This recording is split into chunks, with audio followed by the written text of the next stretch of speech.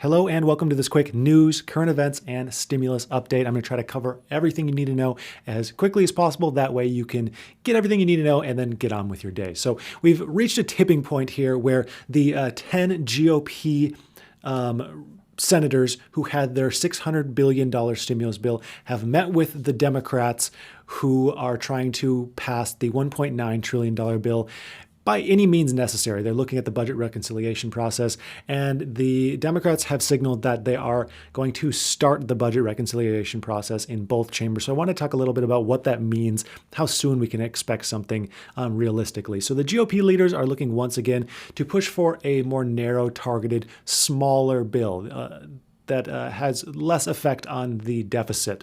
And included within that bill is $1,000 stimulus checks. We've talked about this a little bit before, but this is the item that most people would be most concerned about here. And it would be so slightly pared down. So it's instead of the $1,400 checks, this would be $1,000. Under the Republican bill, this isn't budget reconciliation.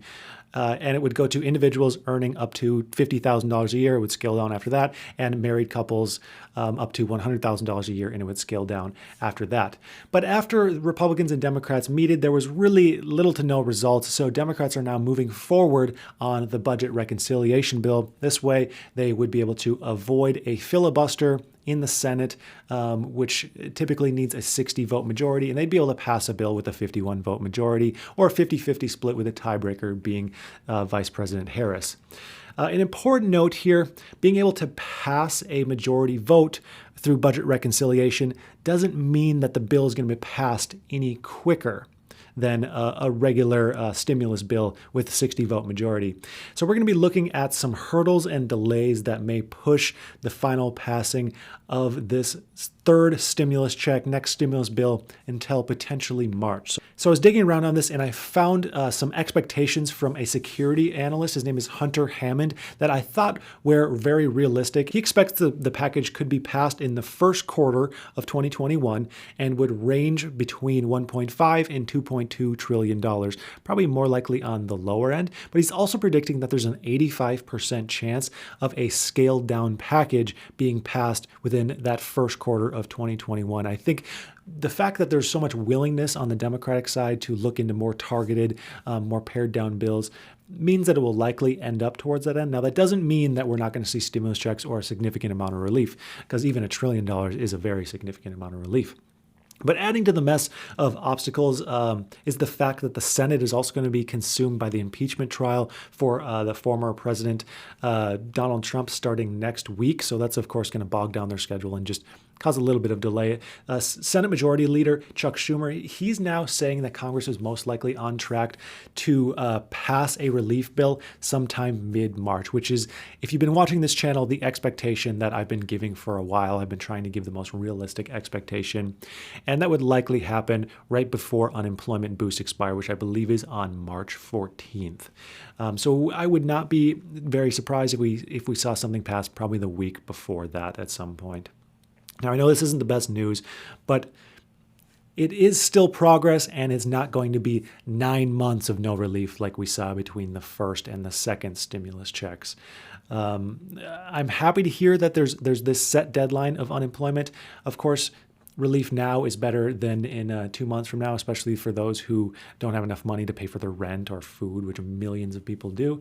But it's at least better 2 months from now than never in most cases.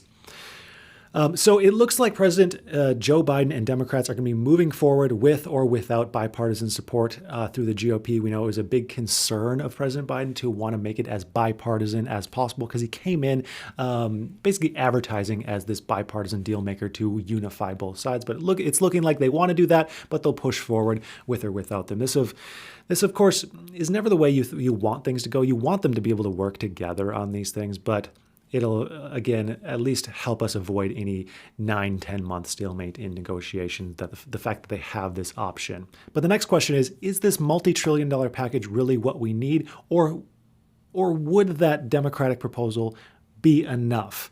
And looking into the numbers here, I got some statistics and I was really diving into the research. One report on February 1st from the Congressional Budget Office suggests that the labor market is not likely to return to pre-pandemic levels until 2024. And we've seen the U.S. economy shrink by 3.5% in the last year, making that the largest decline in 74 years.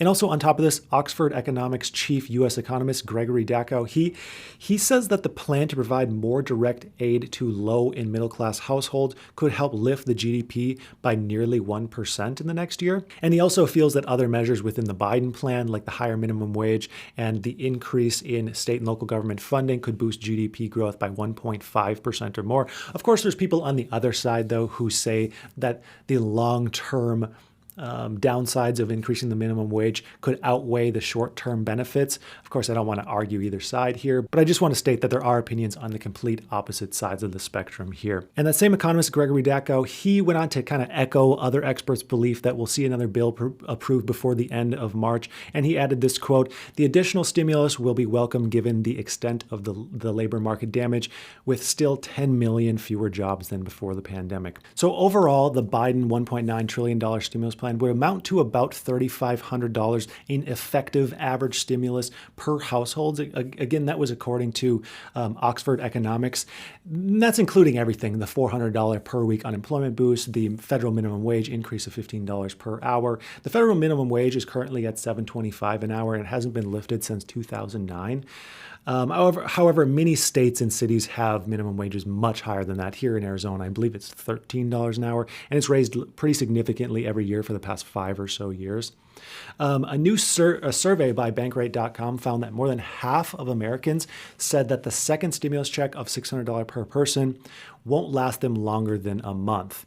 And really, it's enough to pay like one bill, if we're being completely honest. And most reported that they would use that money to pay for household bills and other day-to-day essentials and groceries and things like that. So with most Americans in need and having used up their stimulus checks basically as soon as they receive them, many experts are predicting that we won't reach pre-pandemic economic levels until 2024 at its earliest, which many are reading as a clear sign that more stimulus is needed as soon as possible. And it's been a pretty clear mantra from economists, as well as just a general sentiment that more is better in these situations. The potential damage of giving too much outweighs the potential damage of not giving enough in most of their opinions. It's actually pretty hard to find an opinion against that as far as economists go. So that's going to do it for today. We have a lot going on in the Senate with budget reconciliation, the impeachment trial. There's going to be a lot to report. So make sure you are subscribed so you can get everything you need to know in a quick, succinct, easy to understand way. I would just like to thank you for watching, and I hope you have a profitable day.